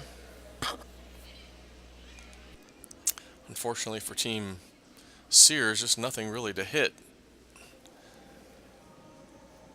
very easily anyway. There's some run back possibilities, but they're running back with red stone, so that's a little more dangerous. Unfortunately, the Team Sears 2 rocks that are around in play are kind of providing backing for Daryl's rocks. Maybe there's a wick in off the guard that's just short of the 12 foot. That might be one way to get behind cover a little bit better, but looks like they're going to try a straight draw and see if they can get a little more break out of this.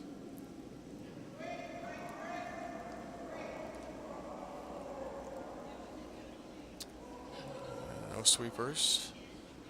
Being a little careful.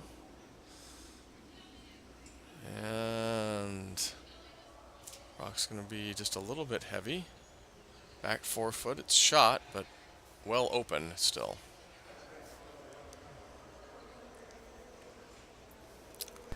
Providing yet another takeout opportunity for Daryl. Yes, we know. we know never met a takeout he didn't like. Yeah, we know what Daryl's going to do. That's a given.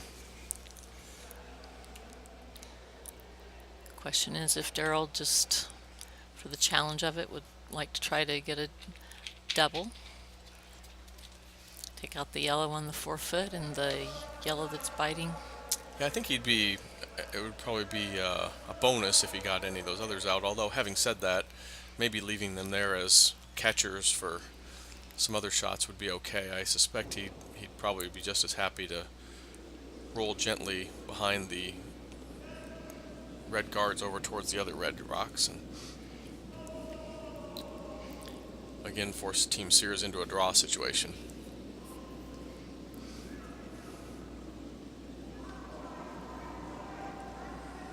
Alright, well, he rolled the other way a little bit, but has left that rock open.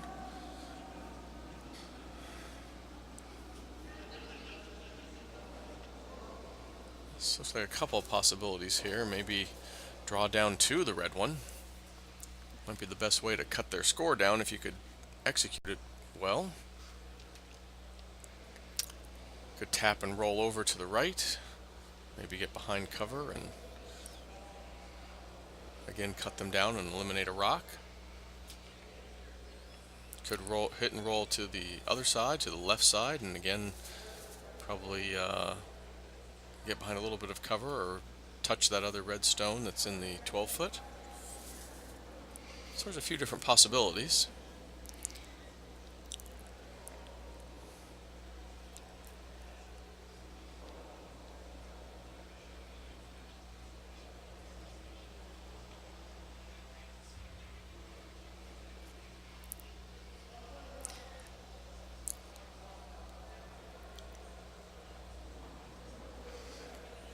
So after a little bit more discussion with the vice skip, decision's been made. And a few words with the sweepers as he goes by, and let's see what happens.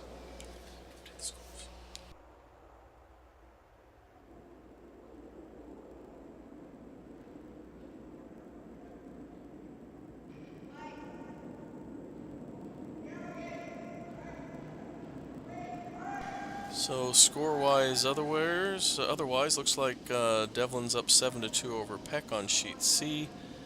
Levine Real Estate 7-1 over the Button Dwellers. And the Sears rock has come in a little short, a little light. Just getting the 12-foot, but that doesn't cut any of Daryl's rocks down. He's sitting 4.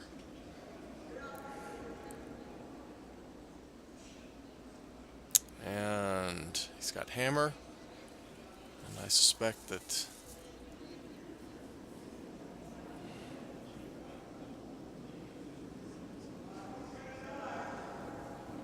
he'll try to get one in, but he certainly doesn't want to mess with that yellow one at all. So perhaps a draw, wait on this side. You could draw through a little port there or bump something up. As long as he doesn't improve the position of the yellow. He's got a minimum of 4, maybe 5.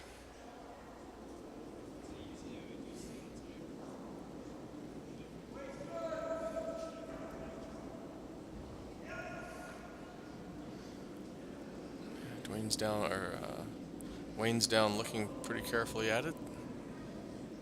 And the tap. No harm done, still sitting 4. So that's going to put taken for granted at 8-3. Moving to the 8th end, looks like they're shaking. So that's it for the action on sheet B. Taken for granted. The Horsman Rink wins that game 8-3. I believe that we can go and check out either A or C and see what's going on there. My lovely assistant Tracy Drummond will be guiding us. Perhaps C would be good. C looks to be a 7-3 game for Devlin, if I'm reading that scoreboard right. Over Dave Peck.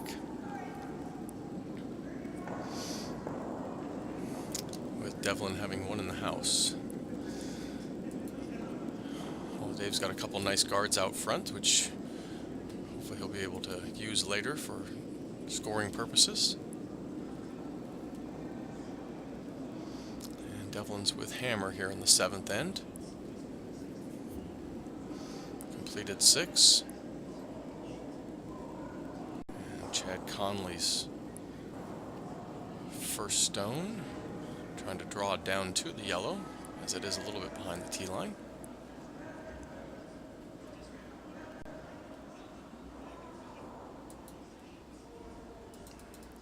And maybe got a little wick there that helped it out, so it's a good shot. Sitting shot, a little bit of backing. It's a nice shot.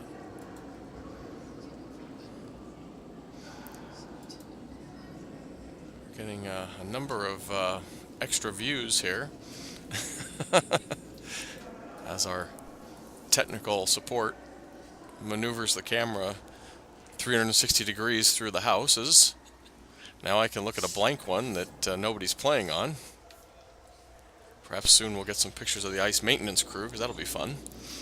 They're the best looking guys in the house. They told me to never double click, but I always forgot. I keep forgetting I double click. Yeah, there we even get a little view of the Ice King there in the back. That's also good. It's peripheral. Peripheral. All right, so back to curling, however, because that's obviously why we're all here.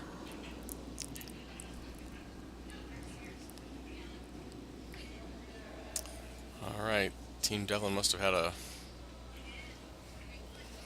hogged stone, so that's going to allow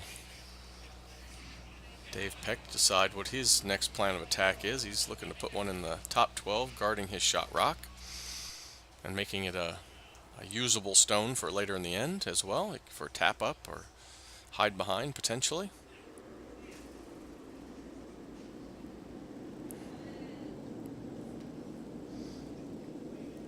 And Chad's second rock's away.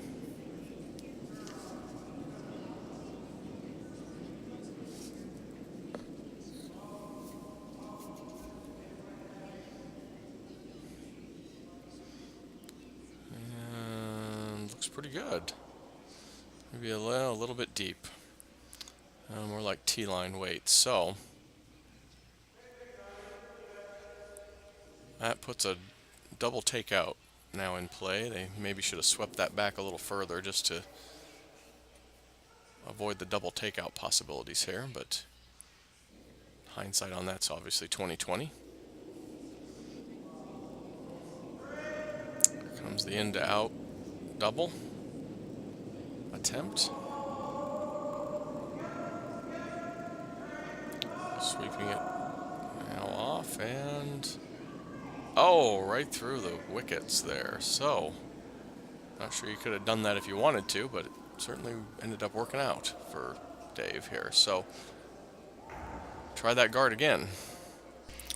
Dave is very appreciative of the opportunity to give it another try. I'm certain he is. He was probably expecting to be facing 2 right here, and yet he's got 2.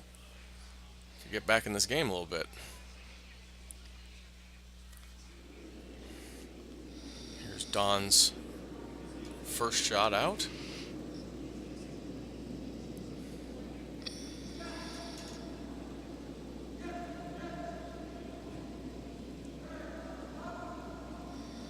He's watching it pretty close. Sweepers are working it. And it's over the hog line. Not bad. So it's not exactly where he wanted it, but at least it's in the right line. And probably eliminates the double takeout at any rate. Looks to still be some port there, but looks like they're going to try to draw instead.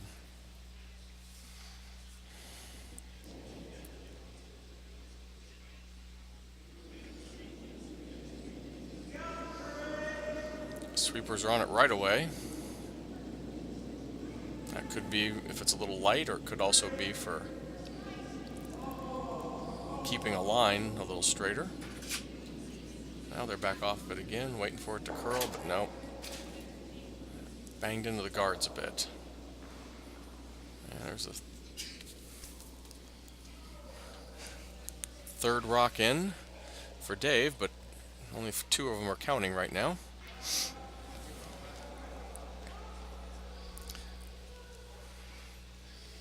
And he's going to try to advance that rock, a little draw. Probably if it taps up, it's okay. If it draws around or stays out there, but as long as it gets to be a third shot, you'd think he'd be pretty happy with that.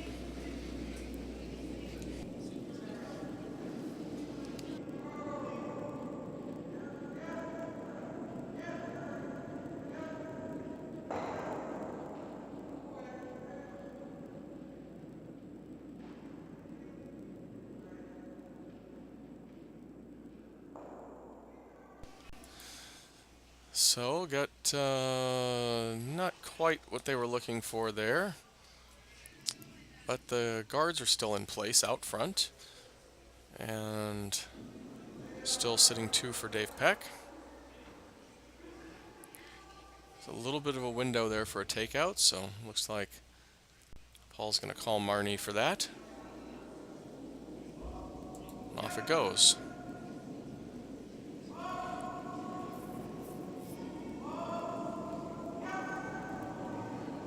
Watching line pretty careful. They're sweeping it hard.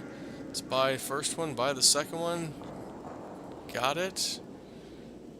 And at least spilled out that red one enough to be only sitting 1 red.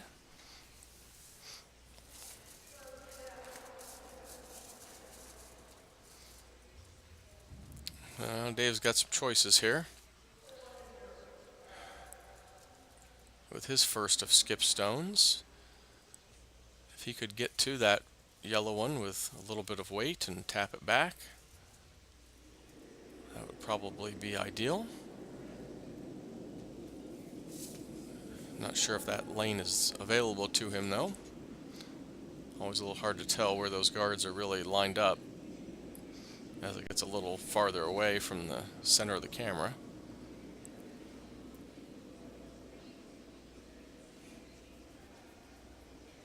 I think that's what his ideal plan would be. Something fairly lightweight in terms of takeout, back rings, hack, let it come over and tap back. Maybe ideally tap back with a little roll back to the middle to take away any other possibility of Paul taking him out. So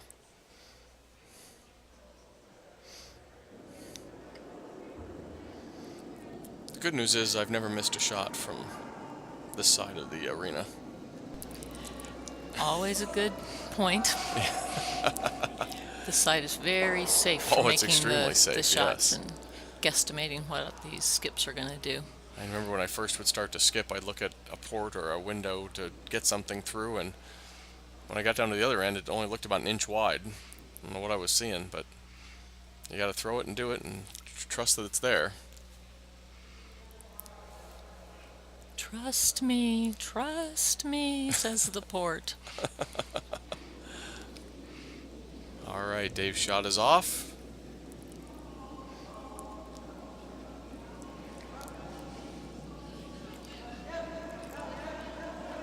And waiting for it to get back in the picture here. They're sweeping it pretty hard.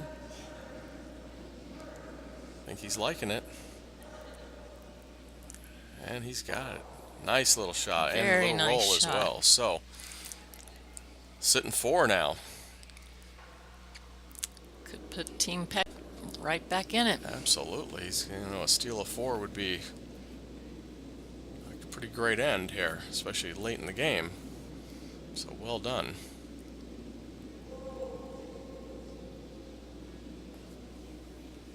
So now we're going to test Paul's draw ability. Probably trying to get something to the inside of the shot rock and sit carefully there and eliminate and cut down as many of the red stones as he can.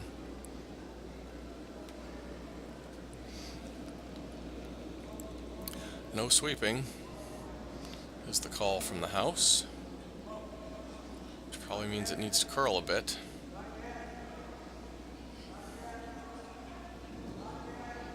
And it has gotten by the guard. Slightly heavy, Beautiful. but a great shot.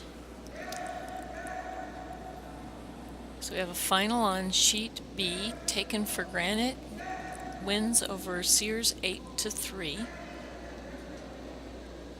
And sheet D, as we mentioned before, the Coyotes 9, the Shawaros 2. And the last score we had for A looked to be 7-1 team, or Levine Team Real Estate over the Button Dwellers.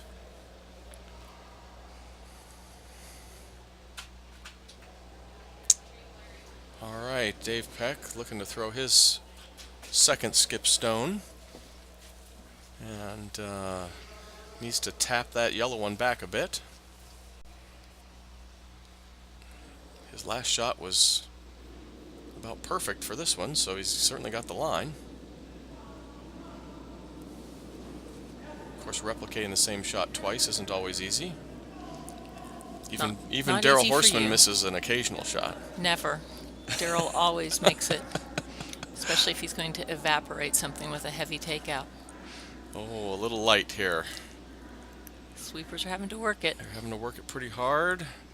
Did they get it in there?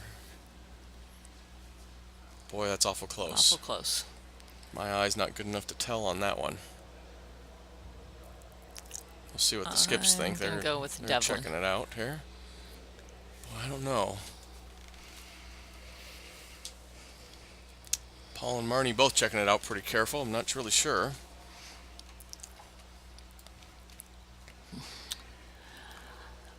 Look at this. Here comes Daryl Horseman Oh, off the ice and now back into AV land, showing us that lo and behold, we could make that screen I still can't larger. tell. Even with a larger screen, my eyes are, at 53 years old, are not as good as they used to be. So You need new glasses then. At 55, mine say it's yellow. well, I suspect to be on the safe side. You should agree with your wife. Oh, I agree with you all the time. Yes, ma'am. Or yes, dear, or something like that. That's it. Yes, dear. I suspect if he could come in pretty well with the same weight that he had last time, he might be able to bump that red and get a little inside roll and assure himself too here on his hammer stone.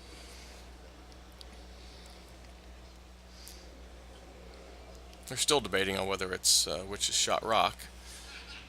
It's also a little hard to say for sure because, as we all know, these hand-painted rings are not necessarily perfectly concentric circles. We'd like to think they are because I think fairly sober people were actually painting them.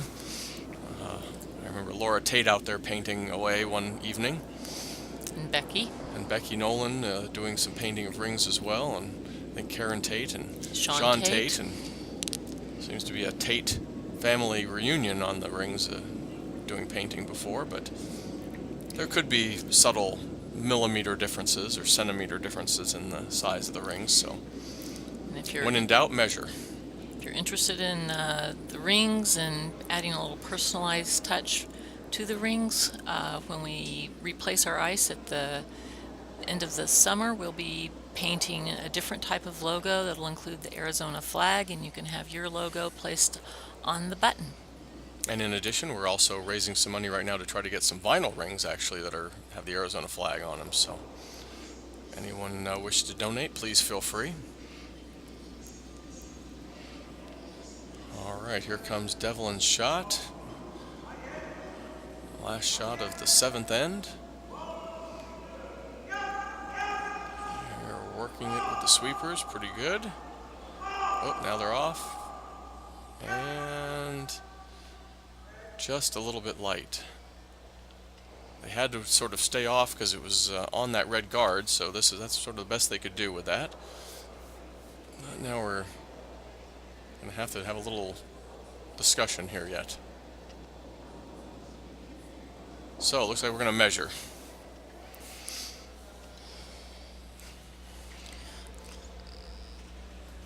So this will be So should we take a look over at see what's happening on sheet A? yeah, let's see if there's anything going on sheet A while they measure. Looks to me what's going on sheet A is they probably shook. I think you're right. Let's stay with sheet C. Sounds good. We'll try to get an update on the score on sheet A for you. We could probably just take a look at the scores. Well, I think that would be awesome. Good, good. Let's see, so... As long as you don't go Linda Blair on us here and get our heads spinning around in circles with your camera there. Oh, you have they've taken the scores down gone. already, so I'm guessing that the button dwellers probably did not make the Grand comeback. this 4 or 5 point comeback in the 7th or 8th end, so I'm going to go out on a limb and say Levine Team Real Estate was the winners on sheet A. Congratulations there. They're winning games, they're winning raffle prizes, they're buying lots of drinks. It's just a good weekend for them. And a good weekend for all those they play. And let's go back to sheet C and see we can get this exciting measurement view here.